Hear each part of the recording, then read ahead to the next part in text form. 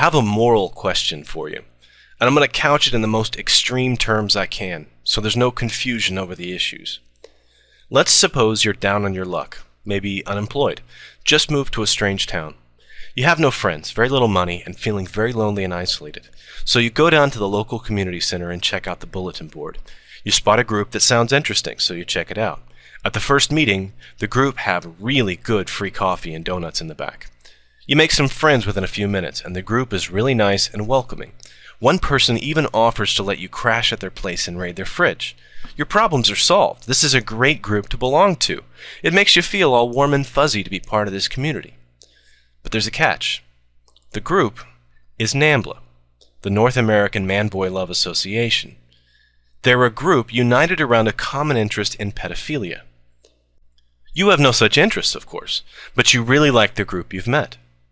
Now the question is, if you stay for the free coffee, but you really aren't a pedophile, do you have any reason to feel responsible for the actions of the other members? What if you just pay dues but don't actually attend? What if you just show up at the fun run or the bake sale? At what point is your level of responsibility essentially negated? Now, slightly different question. What if you join NAMBLA, but you try to work from within to steer the group towards, say, older boys, 18-year-olds, for example? You might not be successful, but at least you've stood up for what's right. Does that negate your complicity? Do your positive actions from within separate you from the group? Does taking a stand against the core principle of the group clear you of complicity, so long as you keep paying your dues and attending the meetings?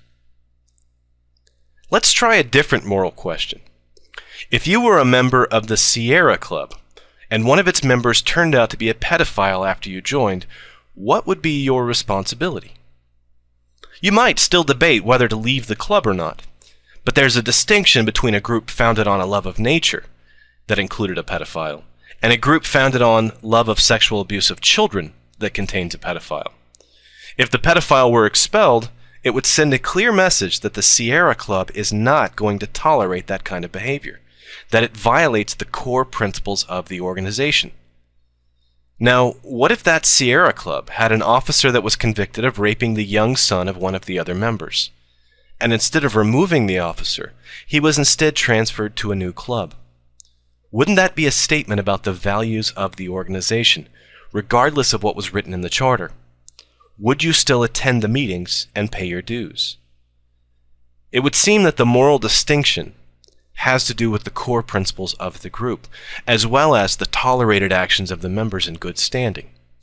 This is what separates actual guilt by association from the fallacy of association. I'm not going to say that all Muslims are terrorists. I'm saying that some terrorists are terrorists because they are Muslim. The day that scientists start blowing themselves up over molecular biology research, I may have to consider a new career. Likewise, moderate members of a religious group do not get a free pass. Muslims who object to being lumped in with terrorists or extremists need to understand why they have a responsibility to those actions that are supported by citing the Quran. I believe all Roman Catholics share a complicity in child rape by paying their dues to a group that tolerates it among the members. The Catholic Church has made it clear that pedophilia does not disqualify one from being an officer in their organization. If I were a Catholic, I would stop attending church until the issue has been resolved to my satisfaction. I wouldn't tithe, regardless of the cost to Catholic charities. Now, I don't see Catholics deserting their faith en masse. I don't see Muslims rewriting the Quran to remove the bits about martyrdom and beheadings. That says to me that either they think that by objecting to the actions, paying lip service, they're cleansed of complicity, or possibly they don't consider their membership in the group to be truly voluntary. They're compelled to be members of a group that tolerates child rape or murder. It can be argued that I'm a hypocrite in this. I belong to the United States of America citizenry, essentially willingly, so I must answer for any actions done by the U.S. military and tolerated by the administration I helped elect. It's a valid argument, and I don't have a strong defense. The U.S. has committed sins, and I feel guilt for them. Even though my grandparents were all from outside the U.S., I still feel complicity in the policies of racism and discrimination of my chosen country. These things have been largely corrected in my time. But it could still be argued that I should be looking for a more egalitarian country to live in, more in line with the principles I stand for. When I was young, I was a Boy Scout, and they have a policy of discrimination against homosexuals. They also have had sex scandals since their inception.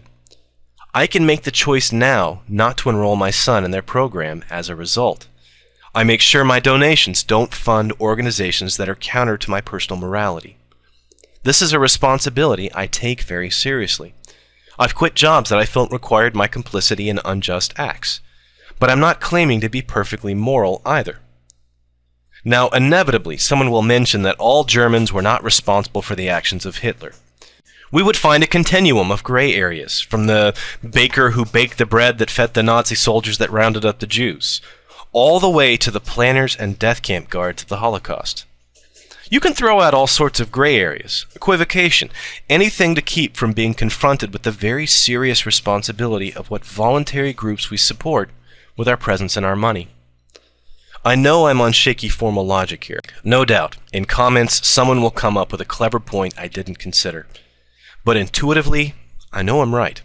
You can't be moral and support immoral organizations. You can make the moral choice now. Stop buying from unethical companies. Quit jobs with unethical employers. Cancel your membership in unethical clubs. And if your religious organization is unethical, you can quit that too. The choice is yours. But the bottom line is, there is no exception given to people who are just in it for the free coffee. Thanks for watching.